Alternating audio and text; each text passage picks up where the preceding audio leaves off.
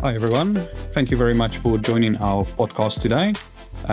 This podcast will be the first in our technical series, and the intention of this series will be to explain how to design the roles to meet specific business objectives. So each company will have different objectives that they want to achieve in the way they provide access. Some would be to address access risk or optimize licenses, or some companies would want to use their roles to provide access in a more efficient way when access is requested. So to enable us to do that, we'll start a granular discussion on authorizations and gradually build our way up to become more complex, to enable you to have a more holistic understanding also of what is the design and what are the options available to you. So today I'm joined by my colleague Ross Robertson from Soterion. Hello, Ross. Hello, Emile. Thank you for having me. Right.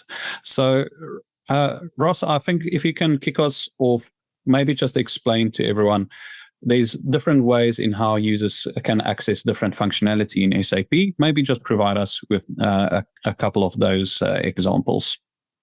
Sure. Thanks very much for that, Emile.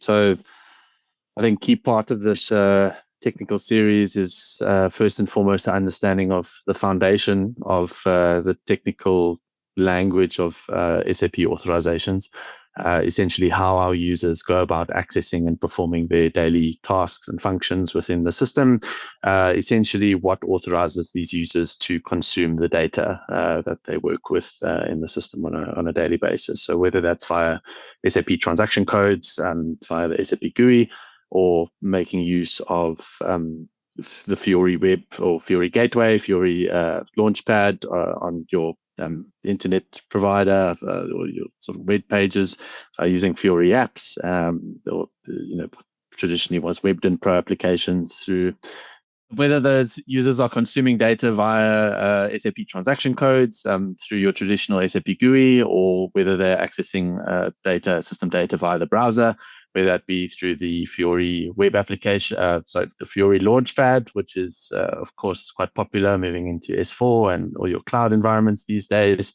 And also, of course, using these kind of platforms to access third-party systems, which might make use of remote function calls or RFC function modules. There's any number of different types of SAP applications, I guess you could call them, transaction codes, Fiori apps, RFCs, background jobs, all of these different methods or ways of basically processing data within your SAP environment. All of these actions need to be authenticated against your user ID in some shape or form. Now, the common factor here between all of these functions would be your SAP Authorisation Objects and field values, essentially the foundation of authenticating whether or not a user can actually access this data within the SAP system.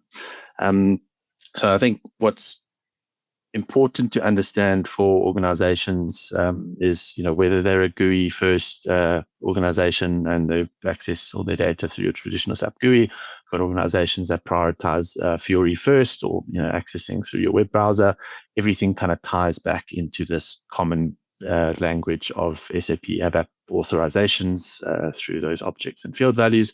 So there is a common ground, although it might make one dizzy to consider all the methods available within SAP, especially these days of accessing this data. There is at least this common point where we can start to think of security principles, licensing by design, all of these factors that we need to consider as an organization within our authorization solutions to help us meet our business objectives. So starting this series, we're going to start from the kind of ground up with these authorization objects, perhaps the different ways that we can go about maintaining them, what scenarios or what type of objectives you might relate to as a listener of this podcast, and then maybe perhaps assisting you with some of the best practices that we've seen in our experience over the years, but all tying back to kind of the foundation of how we maintain our authorization at its bare bones in the environment.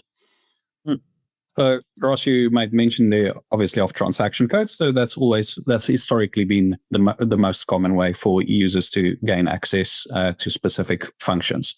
So in a typical SAP environment, there is over 100,000 different types of transactions, where each transaction provides the user with specific abilities, and that is also then controlled by the additional authorization objects, fields, and values.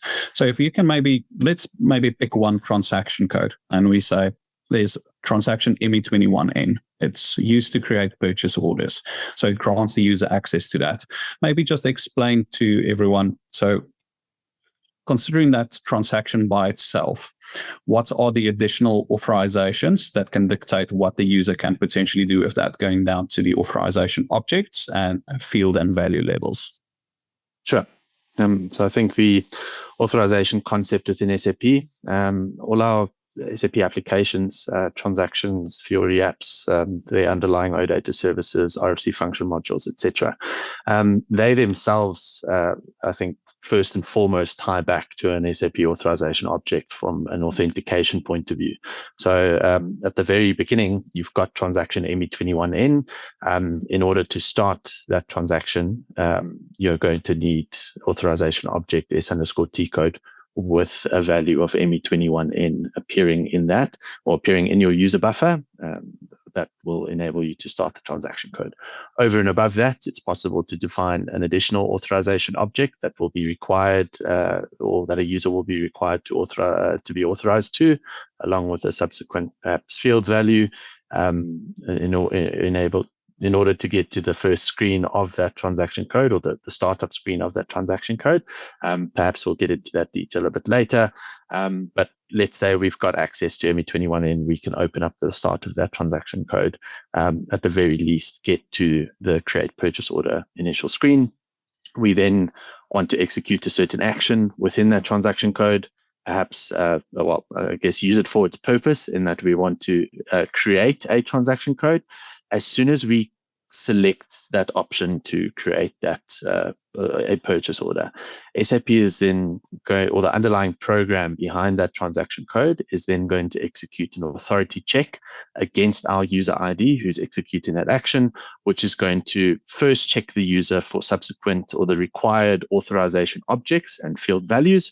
So typically creating of anything within SAP relates to a field called ACTVT, or activity, with a value of 01. That will typically stand for create. So if I'm looking to create a purchase order, SAP's, by means of the program authority check, is going to check our user. Do we have activity 01 for the required authorization object to create a purchase order? If yes, we'll then move on to the next screen. If no, we're going to get an error message.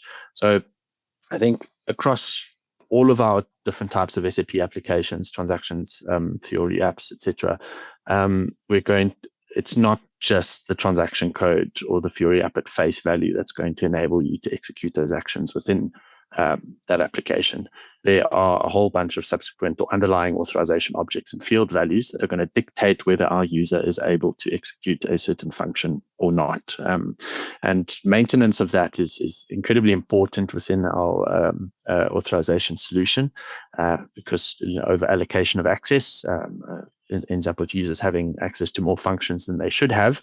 And especially moving into the cloud environment of SAP, there's a licensing impact that comes along with that as well. So from the very beginning, there's a significance in placing a lot of importance on maintaining those authorization values accurately within the roles that provide users with these authorizations, not only from an activity point of view. So that's primarily got a licensing impact with different levels of actions within transaction codes. You might be able to display a purchase order, which is perfectly within self-service use rights of your environment, which you might want certain users to have, or they should only have that level of access. But the create level of authorizations within certain transaction codes might push that license consumption to a full professional or advanced type user in our system, which then causes the significant potential for over classifications of user licenses, but also from an organizational or a data protection point of view. So you've got essentially what users can perform via these activity type fields in the actions that they can execute. But then you've also got the where users can access or process data within the organization. So SAP is effectively broken down into what is called an enterprise structure. So within your SAP system, you'll have your company codes, you'll have your credit control areas, your plants, your warehouses, your sales organizations. These are just effectively your business within your SAP software, and how users or where users are able to work within that structure is also determined by your authorization objects and those field values. So, for instance, creating of a purchase order. If I'm allowed to create a purchase order within plant 1000, I will need the necessary authorization object that gives me that O1 value for plant 1000 to be able to create a purchase requisition within that plant and then be able to save that document, creating that record within our SAP database table. So effectively, it's broken down into two parts, these underlying controls, or what a user can perform within a certain transaction and where that user can perform it. I'd encourage our listeners to almost think of it from that perspective whenever thinking of what are the controls available to us when working within how we enable users to use certain SAP functions. Perfect. So I think just to summarize what you've said there, so SAP has provided us with an extreme level of granular control that we can maintain to provide users with access. So whether it is transactions or Fiori applications is one level of that, but we can also control whether it's display, update, maintain, create. That's all dictated by the granular authorizations. And the question is now, and that we'll cover in the next session, is how do we grant these transactions or Fiori applications to our users? So for the next session, we'll be talking about roles. For today, that will be all. And until the next one, we wish you a good day.